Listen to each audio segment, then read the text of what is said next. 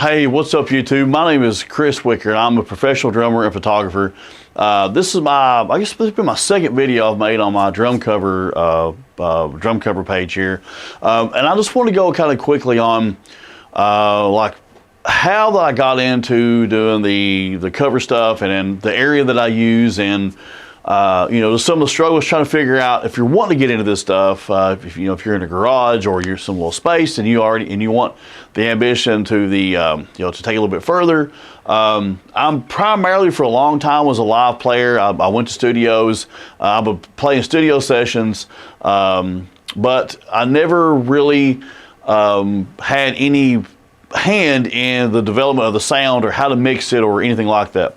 So when I say that a hillbilly from Kentucky that doesn't have any kind of technical knowledge when it comes to sound and equipment and how it works, that's me. I'm a very simple person and I try to dumb things down.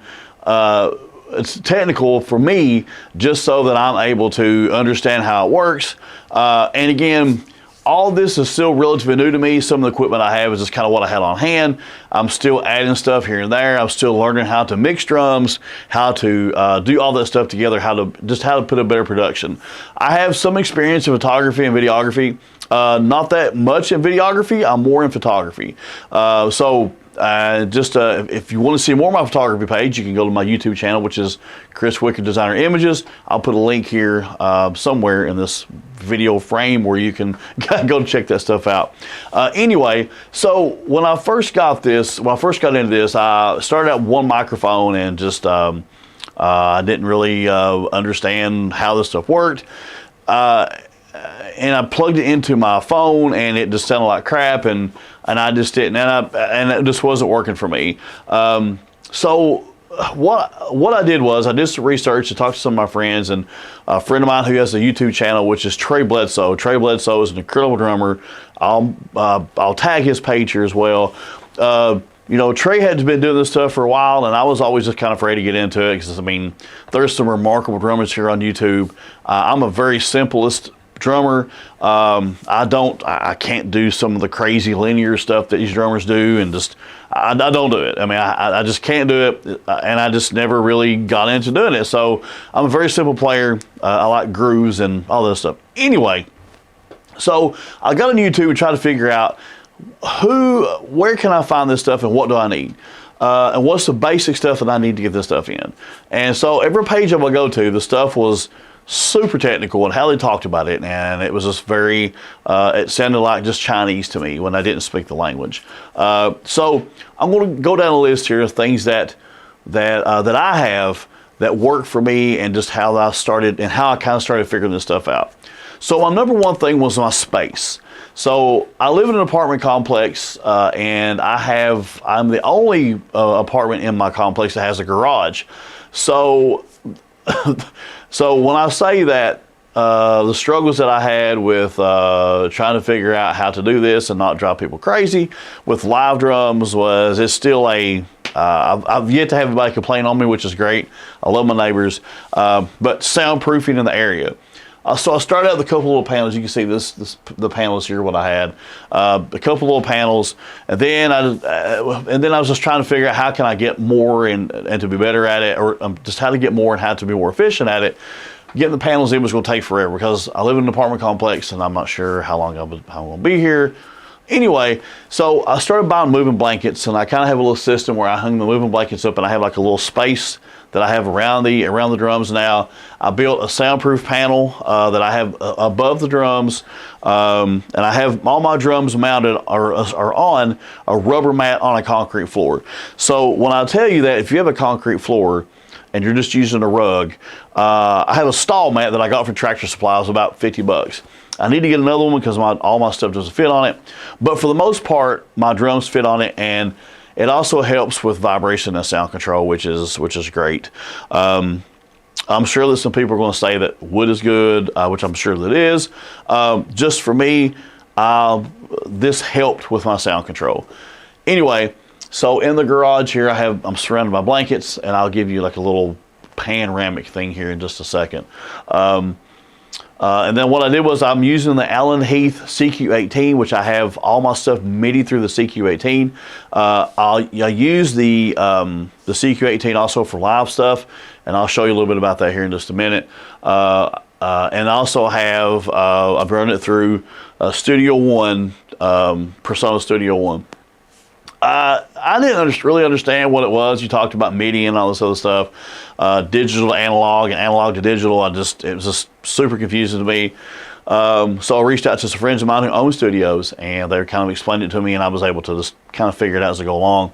So basically, the biggest problem that I had was when I got my CQ18, it was trying to figure out how to run the stuff from the MIDI into the DAW and going into settings and all this other stuff. One of the biggest things, if you're using Persona, so Studio One, and you're using a MIDI interface, you need to go into your ins and outs tab, and in your ins and outs, you'll see you'll see your input and outputs. So your inputs and outputs have to match what you have in your MIDI interface. That's the biggest thing. That was the number one thing that I could not figure out. People talked about it, but that was really they talked about it in such a way that I just didn't really understand. So that's the way that I understood. Okay, my channels have to match my MIDI interface and my digital workstation. So that's pretty much how I figured all that stuff out. So I run everything through my in-ears, and also I use this program when I strip my tracks. I'll upload a track, and I'll go into this. I think it's called Moasis or Moses. I may be pronouncing it wrong. If I am, I apologize. It's $10 a month, and again, they're not paying me for this. I mean, this is just my personal opinion of this little app on my iPad. I upload the track into this thing. AI strips it does its thing. It strips some of the individual tracks from it. I go into it and I just hit what I want to, and then from here I can go in, so you hear the song, and what I can do is I'll strip the drums from it. I can add a click to it,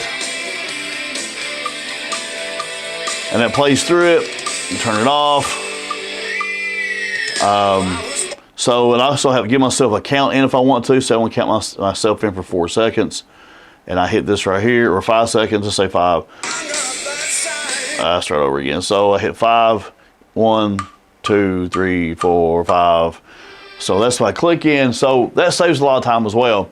The other big thing that I didn't know that they could do until a few days ago was when I export my music with the stripped tracks, I can export this into stems. So when I want to add a track or a click track, I can take it from here, import it through my DAW, and I can add the click to it.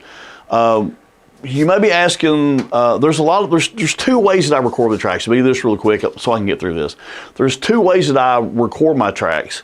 One is I go straight from my iPad and I record through the CQ18, because the CQ18 is actually a 24-track recorder as well. It records an SD card, records a stereo to a USB stick.